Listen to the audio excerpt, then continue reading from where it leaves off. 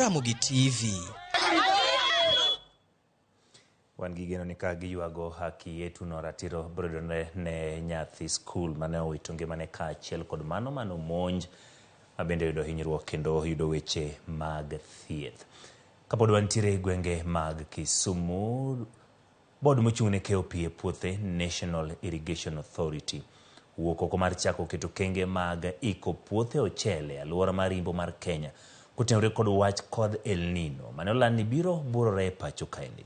Millicent Adhiambo nolimo moko kuom jopur ochele manyando kendo koro miyowa mathoth. E kar pur ochele manyando, waromo gi jopur kalarore gichwo kodhi e lowo ka gigeno keyo mabup. Moko kuomgi to sechako timo ikruok ne El Nino kokalo kuom baro wang' oula ka gitiyo kod tinga. Chenro ma osir kod board mochung' ne keyo pi e puothe mano National Irrigation Authority. Kata obedo ni ikruok makama ne El Nino dhi nyime, rem to pod nitie. Iwacho ni sani wan gi koth mabiro. To kodhni kirango area mose kitanda production ino block monti sani wadhi yawe kiny. Moro be kiny wayaw kiny. Tingeni nitie a lot of risk. Ka koro giyaw gigi gikaw pesa gi ka koth biro to koth gine koro desilting wadwaro excavator cha mondo beda kae. Wadwaro gi kata dek kata ng'wen. Kwayo ni mondo gikelnwa tinga maduong' malake nyalo chopo loka cha.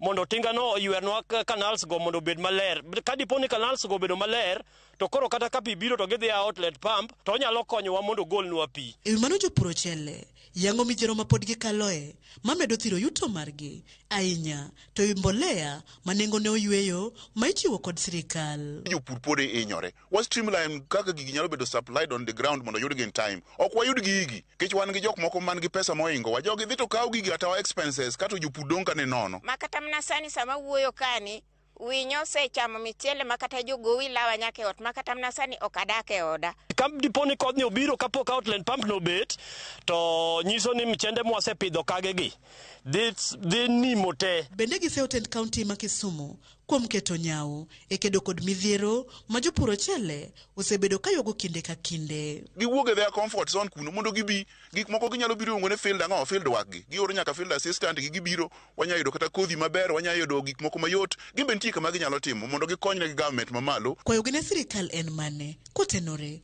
kod wach bero pur mar ochele kaka achiel kuom chenro mag pur manyalo konyo e nyayo chiemo pacho ka. Ung'e ni koth kuduong to in the next 2 weeks ubro neno wa TV kwa ywak sufuria inaenda kila kitu inaenda. This is the time mondo mi wageng gik minyalo dhi tigo e Red Cross ka wakel gi sani to wageng. Adiri makende ni gisani kata kidhi NCPB ok nyalo yudo fertilizer mondo mi bitige e puodho to ne wakwayo ni kata ka inyalo kel fertilizer go to chorgi machiegni ne japur. Wadwaro gima iluongo ne drone cha ok nyal go gicha. Wadwaro gima iluongo ne aerial execution gi ndege magoy kama duong kabisa. Koro gino bedo gimoro ma en sustainable ok ni gima ko goy dichiel to wacha kwasayo waringo dhi koni. Manager mar kuonde pidho ochele ma Imbo mar Kenya Kennedy Ouma to yango ni gin kod chenro mar kelo ne jopur masinde moromo mag goyo pi e puothegi kendo juma manyien gibiro medo tingni madwarore mag baro wang' oula. We have already gotten a excavator with a longer arm and I think by next week we'll resume that work. Procuring another new pump and I think in the next few weeks the process will be concluded and installation of the new pump will begin. Magi biro banka dol mochung' ne chal mar kor lwasi ne koro biro mar El Nino pachoka e seche ma bende jatend piny William Ruto e limbe mare e gwenge ma Nyanza ne olando chenro ma sirikal ni godo e bero pur mar ochele mondo kony e tieko wach ochele madonjo pachoka kowuok e pinje maoko kaka yorno mar nyawo chiemo moromo pachoka. Millicent Adhiambo, Ramogi TV, Nyando, Kisumu County.